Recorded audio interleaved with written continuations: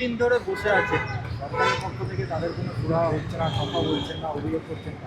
এবং ৭৩ দিন ধরে এইখানে এই একটা ধর্ণা মঞ্চে আদালতের নির্দেশে বসে আছেন, কিন্তু বসে থাকাটা ৭৩ দিনের নয়, বসে থাকাটা ১৫ বছরের। মমতা ব্যানার্জি সরকারে আসার আগে বলেছিলেন ১০,০০০ নতুন মাদ্রাসা তৈরি করব। সরকারে আসার পরে একটা নতুন মাদ্রাসা তৈরি করেননি।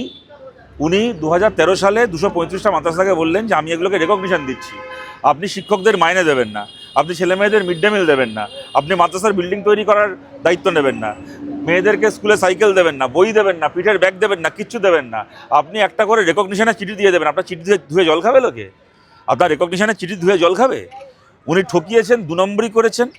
গোটা বাংলার বাকি সব রকমের শিক্ষা যে ইনস্টিটিউশন রয়েছে, মাধ্যমিক থেকে শুরু করে প্রাইমারি থেকে শুরু করে কলেজ সার্ভিস কমিশনের মতো, সেরকম মাদ্রাসার সঙ্গেও উনি ২ নম্বরই করেছেন, চিটিংবাজি করেছেন।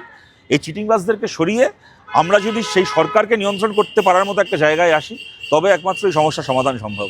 ইফতারে দেখা যাচ্ছে মুখ্যমন্ত্রী মমতা বন্দ্যোপাধ্যায়কে ৭৩ দিন ধরে একবারও আসার সুযোগ পেলেন। এখানে এলেন না কেন? এখানে যারা রোজা রাখছেন তারাও তো ইফতার করছেন, একবার আসুন না।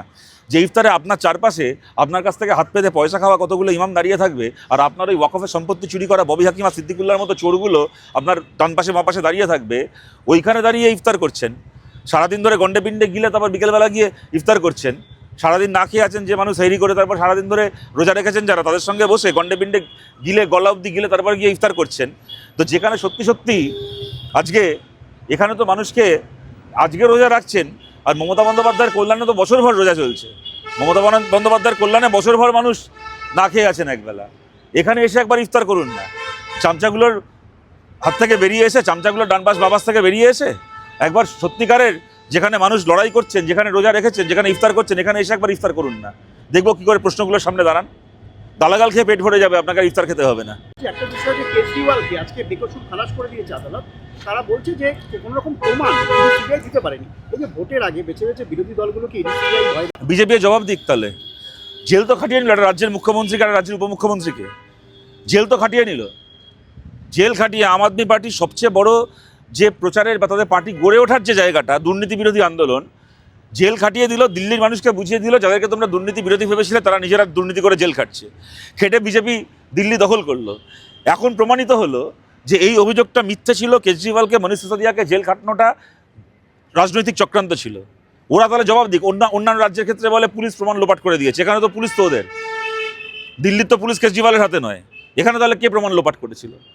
তাহলে আপনারা বলুন, সেক্ষেত্রে কেজরিওয়ালকে, মনীষ সিসোদিয়াকে অকারণে জেল খাটানোর জন্য সিবিআইয়ের যে অফিসাররা দায়ী, আর এই সিবিআইয়ের এই যে অফিসাররা যদি কোনো বিজেপির নেতার কথাই কাজ করে থাকে, তাহলে তাদের বিরুদ্ধে কেন আদালত ব্যবস্থা নেবে না? আজকে আমাদের দেশের জিএন সাইবাবা একজন সমাজকর্মী, তাকে 10 বছর ধরে জেল খাটলো। একজন মানুষ, তার শরীরের 90% ক্রিপল্ড, প্রতিবন্ধী তিনি, তাকে 10 বছর প্রথমে জেলটা খাটিয়ে নিল। তারপরে আদালত বলে দিল যে এর কোনো অপরাধ নেই, তাকে ছেড়ে দিল। জিএন সাইবাবা জেল থেকে বেরোনোর কয়েক দিনের মধ্যে তার মৃত্যু হলো। কে দায় নেবে এই মৃত্যু? আজকে উমর খালিদ জেল খাটছে। উমর খালিদ যদি ভারত বিরোধী কাজ করে থাকে, আপনি তার তদন্ত করে বিচার করে সে যদি অপরাধী হয় ফাঁসিতে দিন, ওকে শুলে চড়িয়ে দিন উমর খালিদকে, কেউ কিছু বলতে যাবে না। কিন্তু যদি উমর খালিদের যদি কোনো অপরাধ আপনি প্রমাণ করতে না পারেন, তাহলে আজকে 6 বছর ধরে 7 বছর ধরে একটা ছেলেকে জেলে পচিয়ে রেখেছেন কেন? উমর খালিদের যে সহকর্মীদেরকে আজকে প্রমাণ নেই বলে আজ থেকে কয়েক মাস আগে বেল দেওয়া হলো, বেলটা দেওয়া লাগে তো তাদেরকে 6 বছর জেল খাটানো হয়ে গেছে। মানে কতগুলো কলেজ ইউনিভার্সিটি, দিল্লি বিশ্ববিদ্যালয়, জওহরলাল নেহরু বিশ্ববিদ্যালয়ের মতো বিশ্ববিদ্যালয়ের কতগুলো স্টুডেন্টকে প্রথমে সরকার রাষ্ট্রদ্রোহী, দেশদ্রোহী বলে 5 বছর 6 বছর জেলটা কাটিয়ে নেবে, জেলের ভাত খাইয়ে দেবে। তাদের জীবনের শ্রেষ্ঠ দিনগুলো জেলখানায় কাটবে, তারা জেলের ভাত খেয়ে। তাদের পরিবার ধ্বংস হবে, তাদের কেরিয়ারের 12টা বাজবে, তাদের জীবনের সর্বনাশ করে দেবে। তারপরে বলবে যে পর্যাপ্ত প্রমাণ নেই, জেল থেকে যাবে, তোরা বাড়ি যাও। এই জিনিস মোদি অমিত শাহর আমলে আমরা কি ভারতে বাস করছি নাকি আমরা হিটলারের জার্মানিতে বাস করছি? এই জিনিস কদিন চলবে? এই জিনিস আমরা কদিন বরদাস্ত করবো? আজ থেকেই রাজ্যে 240 কোম্পানি কেন্দ্রীয় বাহিনী, এবং যেটা শোনা যাচ্ছে সব থেকে বেশি কেন্দ্রীয় বাহিনী এবারে ভোটে ব্যবহার করে। দেখুন, কেন্দ্রীয় বাহিনী বলুন, ইডি বলুন, সিবিআই বলুন, যত এরকম সেন্ট্রাল বাহিনী রয়েছে, যে মুহূর্তে এরা বিহার উড়িষ্যার বর্ডার পার করে পশ্চিমবাংলায় ঢোকে, সমস্ত মোদির বাহিনী তখন দিদির বাহিনী হয়ে যায়। কেন্দ্রীয় বাহিনীকে আমাদের আগেও দেখা আছে, অনেক বড় বড় কথা শুনি এদেরকে নিয়ে। শুভেন্দু অধিকারীর অনেক আস্ফালন শুনেছিলাম আমরা পঞ্চায়েত ভোটের আগে। তারপরে আমরা দেখি ইডি সিবিআইয়ের মতো কেন্দ্রীয় বাহিনী যদি পশ্চিমবাংলায় ঢোকে, তখন আর মোদির কথায় চলে না, মমতা ব্যানার্জির কথায় চলে। ভারতের সংবিধান মেনেও চলে না, সবচেয়ে বড় কথা।